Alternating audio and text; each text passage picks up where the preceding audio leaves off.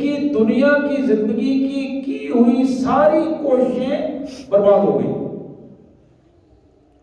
دنیا کی زندگی میں کی ہوئی ساری کوششیں برباد ہو گئی، ان کی تباہ ہو گئے. وَهُمْ يَحْسَبُونَ أَنَّهُمْ يُحْسِنُونَ صُنْعًا، اور ان کی سوچ یہ ہے، وہ دماغوں میں یہ خیالات لے کے بیٹھے ہوئے ہیں کہ وہ بہت اچھے کام کر رہے ہیں، وہ بہت اچھے کام کر رہے ہیں. يُحْسِنُونَ صُنْعًا، بڑے اچھے رویے ہیں ان کے، بڑے اچھے کام وہ کر رہے ہیں، رفاع عامہ کے کام کر رہے ہیں، لوگوں کو سہولتیں پہنچا رہے ہیں. یہ سوچ ان کے اندر ہے، اور لوگوں کے سامنے بھی یہ سوچ کا وہ اظہار کرتے ہیں. اولئک الذین کفروا بآیات ربہم ولقائہ، یہی وہ لوگ ہیں، یہ کافر ہیں، انہوں نے اپنے رب سے ملاقات قیامت والے دن کا انکار کیا ہے، اللہ سے ملاقات کا انکار کیا ہے، اور حساب و کتاب کا انکار کیا ہے، اللہ کے احکامات سے منہ موڑا ہے. فحبطت اعمالهم، اللہ نے ان کی زندگی کے سارے اعمال ضائع کر دیے. اللہ نے ان کی زندگی کے سارے فحبطت اعمالهم، ان کی زندگی کے سارے عمل ضائع ہو گئے. فلا نقیم لهم یوم القیامت وزنا، کل قیامت کے دن ہم ان کے کسی بھی عمل کی کوئی قیمت نہیں لگائیں گے، کوئی قیمت نہیں لگی گی ان کی. بظاہر یہ سمجھتے ہیں کہ ہم نے وہ فلاں کی مدد کی تھی، وہ فلاں سے ہم نے اچھا رویہ اختیار کیا تھا، وہ فلاں کے ساتھ نیکی کی تھی. کوئی نیکی قیامت والے دن ان کی نیکی کی حیثیت سے اس کا کوئی ویلیو نہیں ہوگی، اس کی کوئی قیمت نہیں لگے گی، وہ میزان پر تلے گا ہی نہیں. فلا نقیم لهم یوم القیامت وزنا ذالک جزاؤہم جہنم، ان کی سزا بھڑکتی ہوئی آگ ہے. جہنم کا مطلب ہے بھڑکتی ہوئی آگ، جو مسلسل بھڑک رہی ہے اس کو جہنم کہتے ہیں. کیوں؟ پہلا ان کا جرم یہ ہے کہ بما کفروا، انہوں نے اللہ کا بھی انکار کیا، اللہ کے رسولوں کا انکار کیا، اور قیامت کے دن کا انکار کیا. بما کفروا، تین کفر ہیں جو انہوں نے کھل کر کیے، اور اس کفر کی وجہ سے یہ بھڑکتی ہوئی آگ جہنم کا ایندھن بنے گی. دوسرا ان کا جرم یہ تھا وَاتَّخَذُوا آیَاتِی وَرُسُلِی ہُزُوًا، دوسرا جرم انہوں نے یہ کیا کہ انہوں نے میرے حکموں کا مذاق اڑایا، میرے حکموں کا مذاق اڑایا اور میرے رسولوں کا مذاق اڑایا. وہ رسول جو میرے حکم ان کے پاس لے کے آئیں گے، انہیں سناتے تھے، یعنی دوسرے لفظوں میں اللہ کا بھی مذاق اڑایا اور اللہ کے رسولوں کا بھی مذاق اڑایا. نستغفر اللہ ونتوب الیک، نستغفر اللہ ونتوب الیک. اللہم انا نسألک الجنہ ونعوذ بک من النار. یا اللہ تیری جنت کا سوال ہے، تیری جہنم سے ہم پناہ مانگتے ہیں. تیرے گناہگار بندے ہیں، عاجز بندے ہیں. یا اللہ ہمارے گناہوں کو معاف فرما، اور ان کافروں کی، ان مشرکوں کے حوالے سے ہمیں پناہ عطا فرما دے، ہمیں اپنے فرمانبردار بندوں میں نکلے.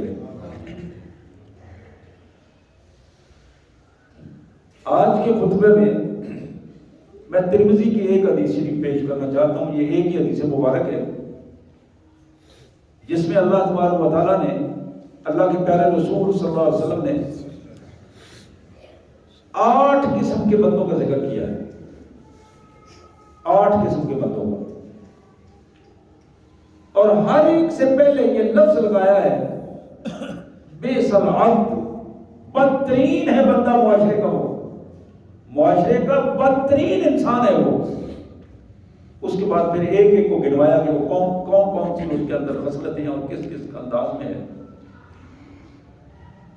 سیدہ اسماء بنت عمیس رضی اللہ تعالی عنہا، سیدنا حضرت ابوبکر رضی اللہ تعالی عنہ کی اہلیہ محترمہ، زوجہ محترمہ، سیدہ عائشہ کی والدہ محترمہ.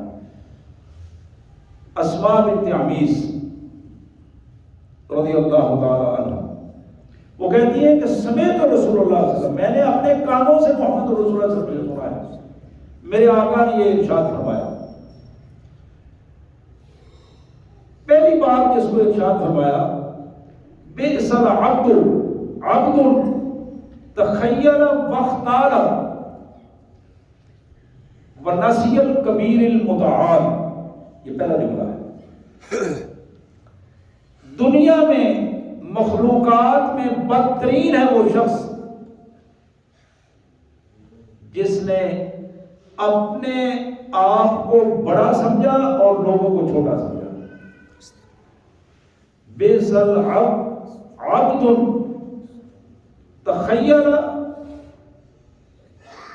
واختار ونسی الکبیر المتعال. جب وہ سوچ یہ بنا رہا تھا، اس کے دماغ میں یہ سوچ چل رہی تھی، تو وہ بھول گیا تھا کہ اس کائنات کا بڑا وحدہ لا شریک ہے، وہ بڑا بھی ہے اور بلندتر بھی ہے، اس کو وہ بھول گیا تھا. اس مالک کو بھول کر وہ اپنے آپ کو نعوذ باللہ بڑا بنا بیٹھا تھا. حضرات، یہ تخیل یعنی اپنے ارد گرد ایک دائرہ لگانا ذہن میں کہ یہ دائرہ ہے، اس سے آگے نہیں. آپ نے محسوس کیا ہوگا سیاسی طبقے، مذہبی طبقے، معاشرتی طبقے، ان کی جو وڈیرے ہیں نا، بعض اوقات غریب لوگ جو ان کے ہم نوا ہوتے ہیں اور ان کے لیے بڑے بڑے کارپٹ بچھاتے ہیں، کھانے بناتے ہیں اور ان کے لیے نہ جانے کیا کیا کچھ کرتے ہیں، وہی جب آگے ہو کے سلام لینے کی کوشش کرتے ہیں تو یہ سلام نہیں لیتے. کبھی غور کیا ہوگا آپ نے اس پہ؟ آج کل تو جو کہ ہر ایک چیز کھل گئی ہے. بندہ ایسے دو ہاتھ کر کے کھڑا ہوا ہے اور وہ انہوں نے ہاتھ پیچھے کیا ہوا ہے. کیوں؟ تخیل واختار. یہ وہ بدبخت انسان ہے جو اپنے آپ کو بڑا سمجھتا ہے اور دوسروں کو کمتر سمجھتا ہے. ونسی الکبیر المتعال. اور اس خبیث انسان کو یہ بات بھول گئی ہے کہ کائنات کا بڑا وحدہ لا شریک ہے، وہ بلندتر ہے اور طاقت اس کے پاس ہے. وہ آج اگر چاہے تو لمحہ بھر میں مجھے خواب میں ملا دے اور کائنات کی کوئی قوت ایسی نہیں جو اس کو بچا سکے. میرے آقا نے فرمایا بئس العبد، بدترین ہے یہ شخص، بدترین ہے یہ شخص.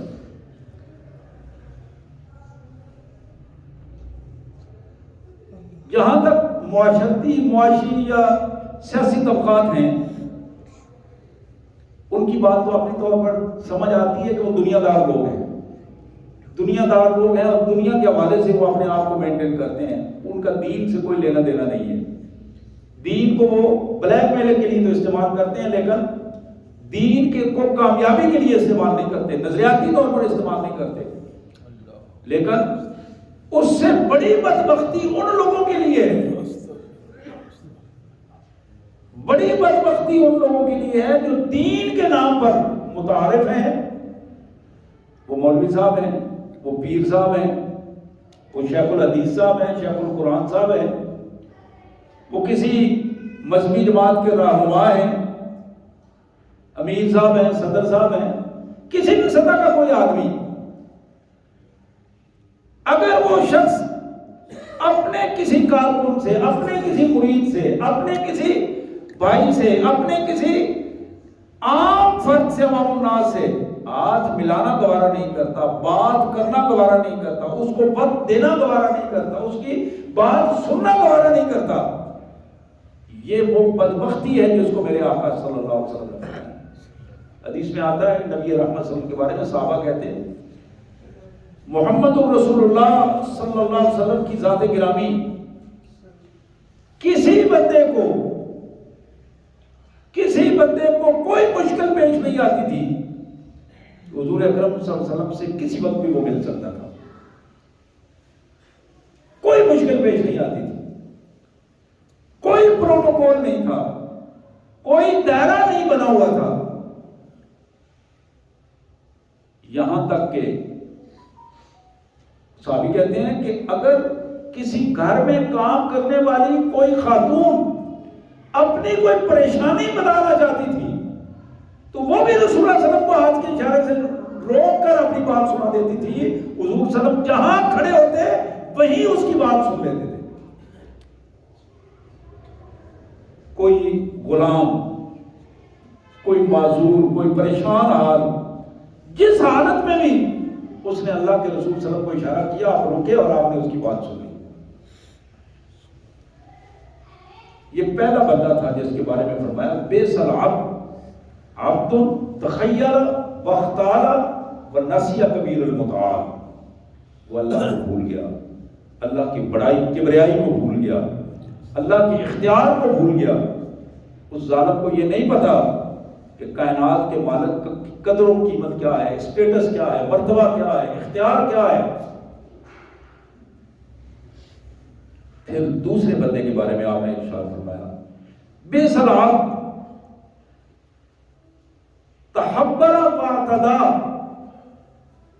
تحبر واعتدا، بدترین ہے مخلوقات میں وہ شخص جس نے کسی پر ظلم کیا اور ظلم کی انتہا کر دی، واعتدا، حد کراس کر گیا، کوئی لمٹ اس کو روکنے والی نہیں تھی۔ اللہ نے جب کھلا ماحول دیا، باغیں ڈیلی کی، لگامیں چھوڑی، تو پھر کوئی اس کے لیے رکاوٹ نہیں تھی۔ تحبر، وہ ظالم ٹھہرا، ظلم کرنا شروع کیا، واعتدا، اور پھر ظلم میں کوئی رکاوٹ نہیں تھی، حد کراس کر گیا۔ یہ باتیں ہم اپنے ماحول میں دیکھتے ہیں اور بڑے بدترین انداز میں دیکھتے ہیں۔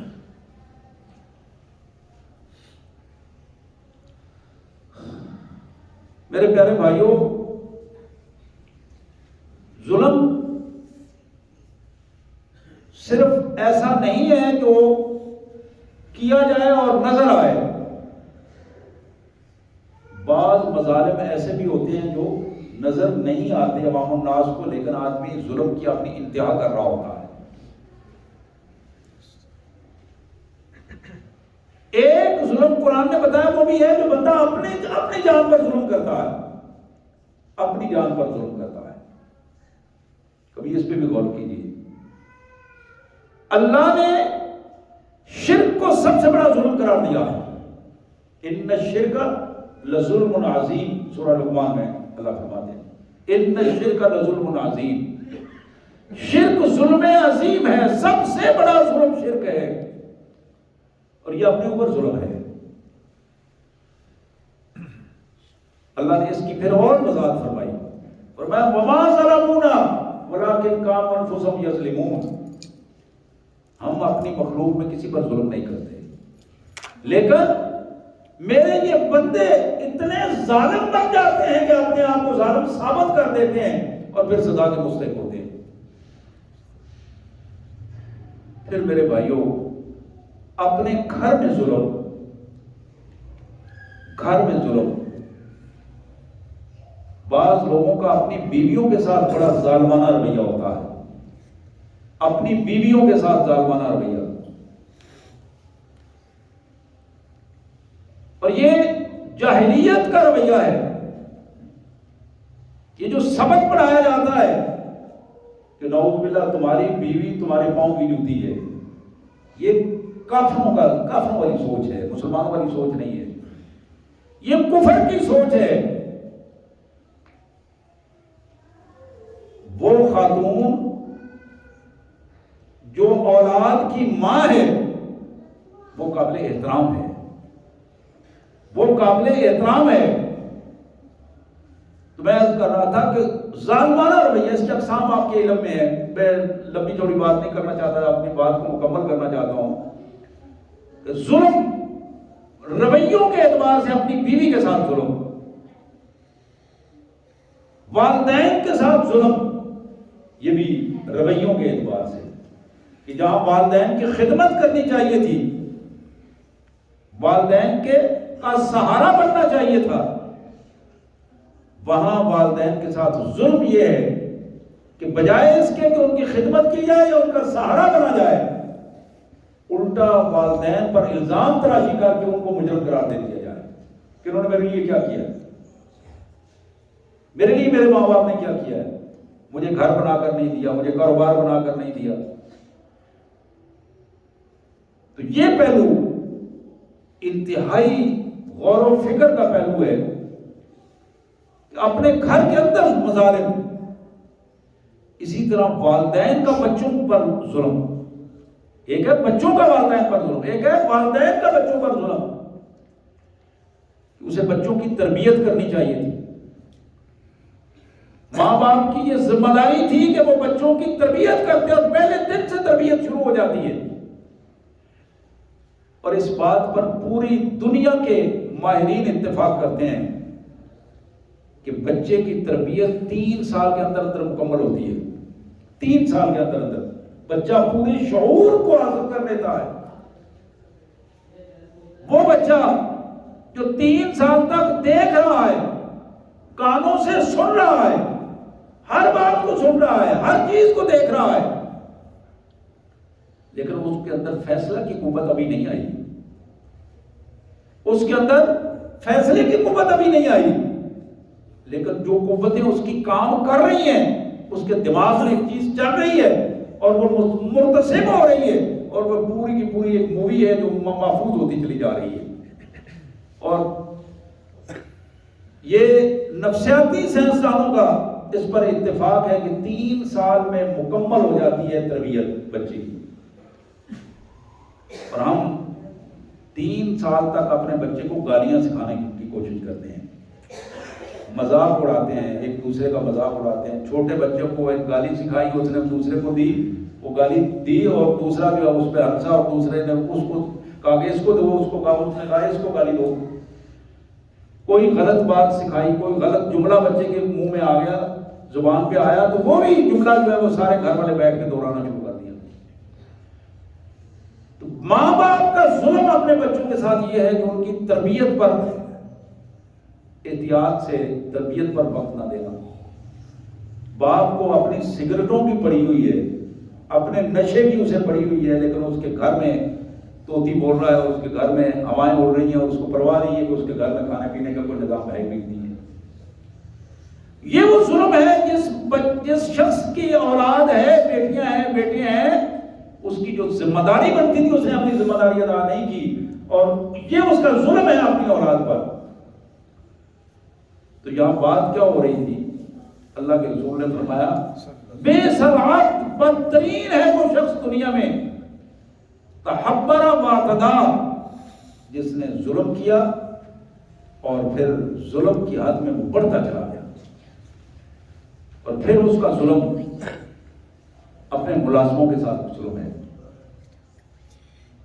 ایک شخص کی مزدوری 10 روپے بنتی ہے، اگر میں اس کو 5 روپے دیتا ہوں تو یہ ظلم ہے۔ مجھے معلوم ہے کہ اس کی مزدوری 10 ہی بنتی ہے، اور میں جان بوجھ کر اس کی مزدوری اور پھر مزدوری نہیں نہ دینا، رویہ غلط رکھنا، حضور اکرم صلی اللہ علیہ وسلم نے اس پر بہت ساری احادیث میں تاکیدیں فرمائی ہیں۔ تو یہ جو ظالمانہ رویہ ملازمین کے ساتھ اس پر قرآن مجید نے، احادیث رسول صلی اللہ علیہ وسلم نے اس کو بدترین ظلم قرار دیا۔ پھر اسی طرح میرے پیارے بھائیوں، وہ ظلم جو انسان اپنے ہمسایوں کے ساتھ کرتا ہے، ہمسائے تنگ ہیں، شور شرابے سے تنگ ہیں، گفتگو سے تنگ ہیں، بندہ اپنے رویوں سے مجبور کر دیتا ہے کہ کوئی ہمسایہ آگے اس کے ساتھ بات کرے اور اس کو روکنے کی کوشش کرے، اور پھر لڑائی جھگڑے کی پوزیشن کرے۔ اسی طرح حکمرانوں کا ظلم اپنی عوام پر بہت بڑا ظلم ہے۔ بندے تو حکمران بھی تو بندے ہی ہیں، اور جو عوام ہے وہ بھی انسان ہے. یعنی یہ انسانوں کو جب اللہ تعالیٰ نے اختیار دیا ہے اور اس اختیار کو دے کر آزما رہا ہے مالک, وہی بندے اب اپنی مخلوقات پر, اپنے عوام و ناس پر جب ظلم کر رہے ہیں تو یہ ظلم کل ان کے لیے وہ بھول جاتے ہیں کہ اللہ تبارک و تعالیٰ کہ حضور اس کا انہیں جواب دینا پڑے گا. وَنَسِيَ الْجَبَّارُ الْأَعْلَى, وہ خود تو ظلم کر رہا ہے لیکن طاقتور مالک کو وہ بھول گیا ہے کہ وہ طاقتور بیٹھا ہے مالک الملک. آج اگر چاہے تو اس ظالم انسان کے ہاتھوں کو توڑ دے, آج اگر چاہے تو اس کے پاؤں کو گھٹنوں سے کاٹ دے, آج اگر وہ چاہے تو اس کی نظریں چھین لے, آج اگر وہ چاہے تو اس کی سماعتیں ختم کر دے.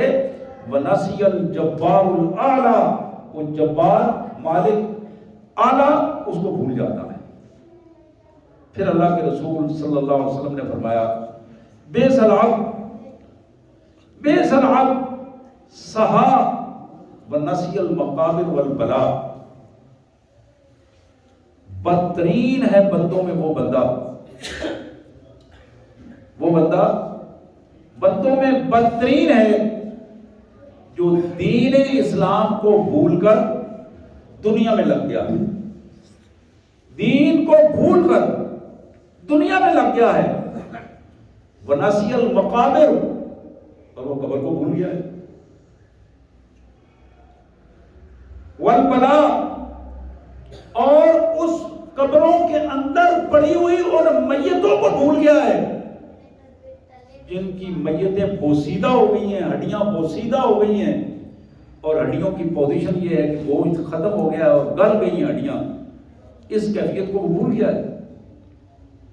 دین کو بھولا ہے, جس دین نے اس کی قبر کو ٹھنڈا کرنا تھا, جس دین کی وجہ سے اس کی قبر باغوں میں باغیچوں میں باغیچہ بننا تھی, جنت کی باغیچوں میں, جس دین کی وجہ سے اس کی قبر وسیع ہونی تھی, جس دین کی وجہ سے اس نے قبر کے سوالوں میں اپنے آپ کو پاؤں پہ کھڑا کرنا تھا, وَنَسِيَ الْمَقَابِرَ وَالْبَلَاء, اس کو وہ بھول گیا.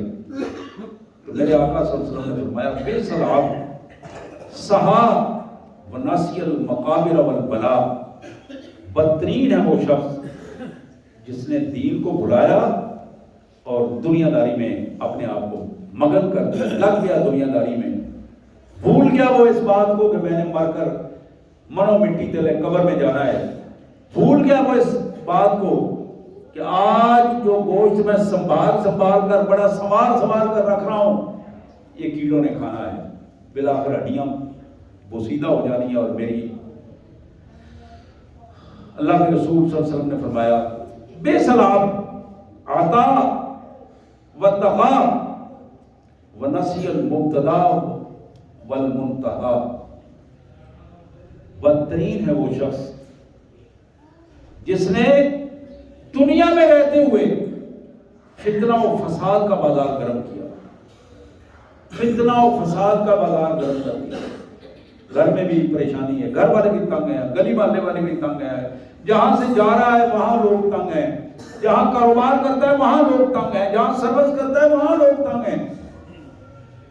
اور لوگ جب وہ جاتا ہے وہاں سے تو لوگ اللہ کا شکر ادا کرتے ہیں کہ اللہ کا شکر ہے کہ یہ یہاں سے نکلا ہے, کچھ سکون کا ٹائم تو ہوگا. میرے بھائیو ایسے لوگ بھی ہمارے معاشرے میں موجود ہیں. یہ اللہ کے رسول نے جو گنوائے نا, یہ سارے لوگ اپنی اپنی جگہ پر یہ کردار موجود ہیں, یہ فرد نہیں ہے, کردار ہے پورا. ارشاد فرمایا بئس العبد عبد عطا واتقا, فتنہ و فساد برپا کرنے والا شخص اور ماحول کو فتنوں سے بھر دینے والا شخص, واتقا, اور آپے سے باہر ہو جانے والا. تو غیانی کہتے ہیں نا, دریا سے پانی جو باہر نکلتا ہے, پانی باہر نکلتا ہے کناروں کو, اس کو طغیانی کہتے ہیں. طغیان سرکشی کو کہا جاتا ہے. واتقا, سرکش ہو گیا, قابو نہیں آ رہا کسی کے. اللہ کے قابو تو آئے گا لیکن یہاں کسی کے قابو نہیں آ رہا. ونسی المبتدا والمنتہا, وہ بھول گیا ہے کہ اس دنیا میں میری ابتدا کیسے ہوئی تھی, میں کیسے اس دنیا میں آیا تھا, اور اس دنیا سے میں جاؤں گا کیسے، میری انتہا کیسے ہوگی، اس بات کو بھول گیا ہے۔ محمد رسول اللہ صلی اللہ علیہ وسلم نے ایک ایک چیز میں کھل کے اس بات پر اظہار فرمایا۔ چھوٹے چھوٹے جملے ہیں لیکن کمال قسم کے جملے ہیں۔ اللہ کے پیارے حبیب صلی اللہ علیہ وسلم نے یہ جملہ جو ارشاد فرمایا، اس پہ غور کرنے کی ضرورت ہے۔ عطا و طغا، فتنہ و فساد۔ قرآن کہتا ہے کہ بعض لوگ ایسے ہیں جنہوں نے اپنے رویوں پر غور نہیں کیا کبھی، ان کے بدترین رویے لوگوں کے لیے فتنہ و فساد کا باعث بنتے ہیں، اور اس کی پوزیشن کیا ہے؟ وہ یہ سوچ رہا ہے کہ میں اصلاح کر رہا ہوں، میں تو اچھے کام کر رہا ہوں۔ یہ تو بہت لوگوں کی بات سننے کے لیے تیار نہیں ہے، اپنی اصلاح کرنے کے لیے تیار نہیں ہے۔ حضرات، اس کے ساتھ جو جملہ اٹیچ کیا آپ نے کہ وہ بندہ بھول گیا ہے کہ میں اس دنیا میں کیسے آیا تھا، میری ابتدا کیسے ہوئی تھی، بغیر کپڑوں کے، معذور، بغیر کسی سر و سامان کے اس دنیا میں آیا، اور پھر اسی طرح اس دنیا سے جائے گا، اسی طرح اس دنیا سے جائے گا۔ اس نے شیخ سعدی مرحوم نے بار بار کہا تھا کہ تم جب اس دنیا میں آئے تو تمہیں علم ہے کہ دنیا میں جب تم آئے تھے تو تمہارے والدین خوشی سے لوگوں سے مبارکبادیں وصول کر رہے تھے اور مٹھائیاں بانٹ رہے تھے، لیکن تم رو رہے تھے۔ بچہ روتا ہے نا، جب اس کائنات میں آتا ہے تو ایک فطرت ہے کہ بچہ روتا ہے۔ تم رو رہے تھے، تمہارے ماں باپ خوشیاں منا رہے تھے، وہ ہنس رہے تھے، مبارکبادیں وصول ہو رہی تھیں۔ تو پھر وہ شیخ کہتے ہیں کہ جب تم اس دنیا سے جاؤ گے نا، ایسا نہ ہو کہ روتے آئے تھے تو روتے ہی جاؤ۔ اب یہ ہونا چاہیے کہ تم ہنس رہے ہو، خوشی سے جا رہے ہو، اور لوگ رو رہے ہو۔ معاملہ اس طرح ہونا چاہیے۔ تم آئے تھے، لوگ خوشیاں منا رہے تھے، تم رو رہے تھے، اب تمہیں خوش ہو کر جانا چاہیے، اعمال اور اتنی خوبصورت زندگی لے کر جانا چاہیے کہ میں اپنا زیادہ راہ لے کے جا رہا ہوں، مجھے کوئی پرواہ نہیں ہے اور خوشی سے جا رہا ہوں۔ لوگ تمہاری جدائی میں غمزدہ ہیں اور رو رہے ہیں اور پریشانی کے عالم میں ہیں، وہ لوگوں کا پہلو ہے۔ میرے آقا نے فرمایا کہ یہ بندہ وَنَسِيَ الْمُبْتَدَا وَالْمُنْتَہَا، اپنی ابتدا کو بھی بھول گیا اور اپنی انتہا کو بھی بھول گیا۔ پھر ارشاد فرمایا بِئْسَ الْعَبْدُ عَبْدٌ يَخْطَبُ الدُّنْيَا بِالدِّينِ بالشہوات، بدترین ہے وہ بندہ جس نے دین کو آڑ بنا کر اپنی خواہشات کو پورا کیا، دین کو آڑ بنا کر اس سے دنیا حاصل کی، خواہشات کو پورا کرنے کے لیے اڈا بنایا، تعویذ داغا دے رہا ہے، خواتین آ رہی ہیں، بندے آ رہے ہیں، پیسے آ رہے ہیں، نذرانے آ رہے ہیں،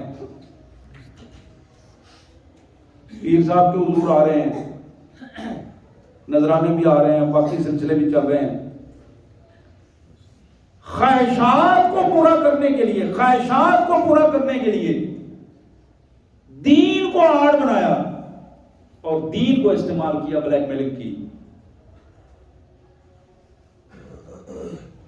آپ نے سنا ہوگا علامہ اقبال مرحوم نے اس پر ایک قطعہ لکھا ہے چھوٹا سا، اور اس کا جو ہیڈنگ دیا انہوں نے اوپر مضمون بنایا ہے، وہ لکھتے ہیں باغی مرید کا تصور۔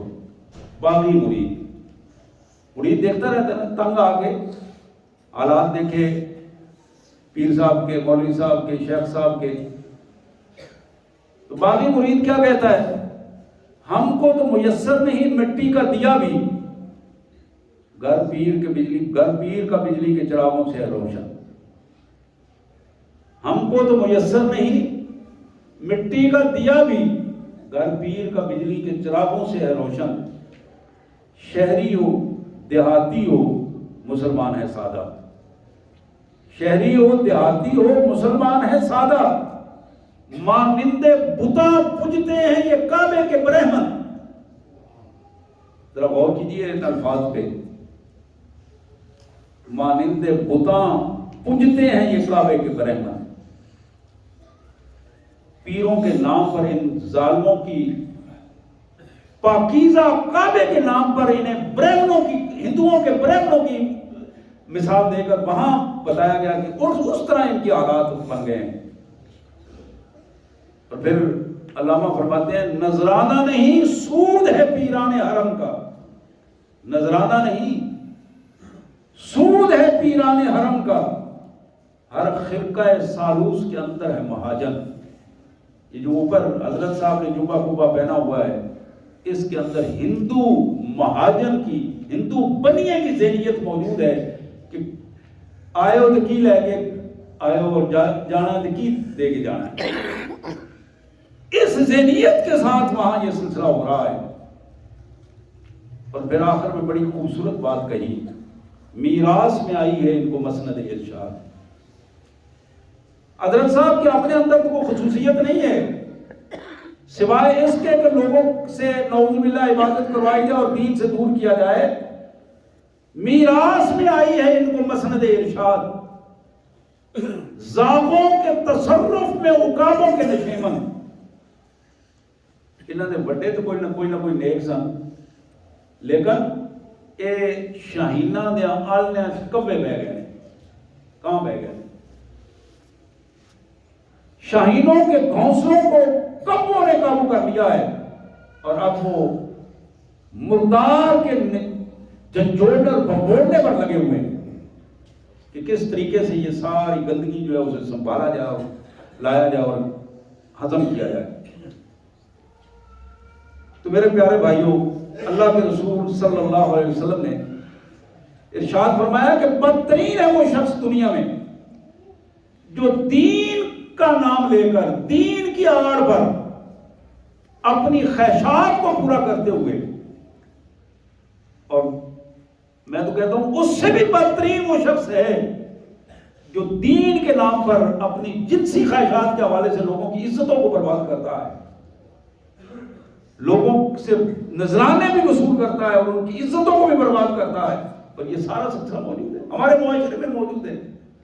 اور ذلت اور رسوائی کی پوزیشن یہ ہے کہ یہ سب کچھ پتہ ہونے کے باوجود پھر وہاں لینے لگی ہوتی ہے، پھر وہاں جاہلیت کا ایک نظام ہے جو چل رہا ہوتا ہے۔ رسول کائنات صلی اللہ علیہ وسلم نے فرمایا بئس العبد طامع یقودہ، دنیا میں بندوں میں رہنے والا بدترین وہ شخص ہے، بدترین ہے وہ شخص جو لالچ کی وجہ سے، طمع کی وجہ سے چودھری صاحب کے ڈیرے پہ جا کے بیٹھ جاتا ہے، چودھری صاحب کے ڈیرے پہ جا کے بیٹھ جاتا ہے،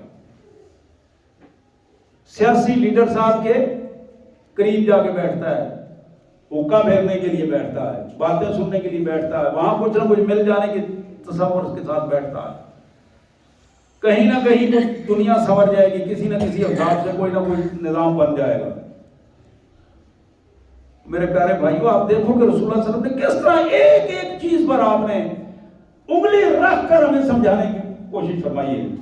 اب یہ ہماری بدبختی ہے اگر ہمیں بات سمجھ نہ آئے۔ میرے آقا نے فرمایا بئس العبد طامع یقودہ، سردار قیادت والے لوگ جن کے حکم مانے جاتے ہیں ان کے قریب ہو کر لالچ اور طمع لے کر وہاں جا کر بیٹھنا اور ان کے گوٹے گٹوں کے ساتھ بیٹھنا، یہ بدترین ہونے کی علامت ہے۔ پھر نبی رحمت صلی اللہ علیہ وسلم نے فرمایا بئس العبد عبد ہوا یذلہ، بڑا بدترین ہے وہ شخص جس کی خواہشوں نے اسے گمراہ کر دیا۔ ایک ہے مقصد زندگی، ایک ہے ضرورت زندگی، اور ایک ہے خواہشات زندگی۔ مقصد بھی بھول گیا، ضروریات بھی پیچھے رہ گئی، خواہشات کے چکر نے اسے گمراہی کے دروازے پر لا کر کھڑا کیا. آج سب ہم خواہشات کے چکر میں ہیں. ہمارے گھروں میں، فیملیوں میں، خاندانوں میں خواہشات کا چکر ہے جو چل رہا ہے. پھر آخری بات جو رسول اللہ صلی اللہ علیہ وسلم نے 8ویں قسم کی جو گنوائی، بیس العبد عبد راغب یذلہ، بڑا بدترین ہے وہ شخص دنیا کے ہوس نے جس کو ذلیل و رسوا کر دیا. دنیا کی ہوس نے ذلیل و رسوا کر دیا. میرے پیارے بھائیوں، یہ سنہری باتیں تھیں جو میرے پیارے آقا محمد کریم رؤوف الرحیم صلی اللہ علیہ وآلہ وسلم کی. ترمذی میں یہ حدیث مبارک موجود ہے. حدیث کی کتاب ترغیب و ترہیب میں بھی یہ حدیث مبارک موجود ہے. میں اللہ سے دعا کرتا ہوں کہ اللہ تعالیٰ ہمیں عمل کی توفیق عطا فرمائے اور ان غلط رویوں سے بچنے کی توفیق عطا فرمائے اور ان بدترین رویوں سے اللہ تعالیٰ ہمیں محفوظ رکھے اور اپنے عاجز بندوں میں ہمیں شامل فرمائے. وآخر دعوانا الحمدللہ رب العالمین.